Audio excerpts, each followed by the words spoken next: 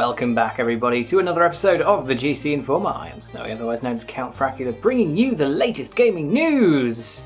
Perky intro aside, let's crack on with Call of Duty Black Ops 4, and this is not good news, unfortunately. They had a big update launch yesterday, or today, in fact.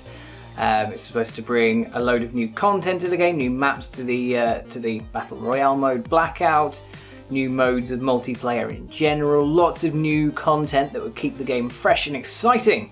And it has done that, but it's also added loot boxes into the game. Loot boxes. Loot boxes. Loot boxes! Anyway, yes, loot boxes in the new Call of Duty game, because Activision just can't have enough of your money. This has not been a great week for Activision, I'm going to be honest, especially PR-wise. They had record financial earnings, and Bobby Kotick's going on about how it's all amazing, yet they laid off nearly 800 staff and got a ton of bad PR because of it, rightly so. And now they've done a thing that could quite easily have been avoided, and they could have got some decent PR by launching a good update for Black Ops 4, but instead they've launched a good update and infested their game with gambling mechanics. Yeah, don't like loot boxes at the best of times. I like Apex Legends, but I hate the fact it's got loot boxes in it. But I don't mind it as much in there. I can just about deal with it because it's a free game, but this is a paid game, let me remind you, and they are putting pseudo gambling mechanics in there. So, not great. On that note though, Apex Legends, a person has actually reported themselves having spent $500 on the loot boxes because they wanted to get one thing from it.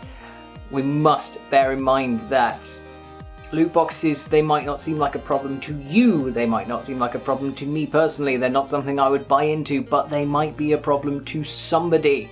Somebody who has an addictive personality, they might be a problem gambler. And this kind of thing, especially when you get to the point of the sunk cost fallacy going, I've spent this much, I might as well keep going. These are things that happen and affect people and need to be looked at carefully, which is why all of this stuff around loot boxes is happening. And, you know, the example of this guy in Apex Legends having spent $500 on the loot boxes just to get one item is a prime example of that. And yeah, Activision just showing off their greed as per usual. Still, will they ever learn? Probably not. Let's move on. Let's talk about Fortnite, because that doesn't get talked about quite enough. This time though, they are actually doing, they're suing someone, and they're doing it for probably a reason I can understand at least. They are suing the organisers of a festival in Norwich which was called Fortnite Live Festival. And you might think sometimes that, you know, you could get away with just, you know, leaving these people alone. They're just having a bit of fun, celebrating something they like. But this festival does seem to have fallen more on the side of trying to cash in on a good thing rather than enjoy the thing and pay tribute to it.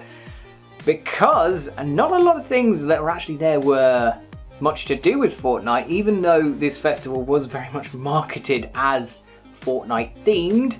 And it cost £30 per ticket, which is an obscene amount of money. And a lot of people were taking their families to this thing, and in fact, it ended up being such a disaster that they were refunding lots and lots of people. And yeah, it's not great. If you want the full story, I will just try and go with this for you.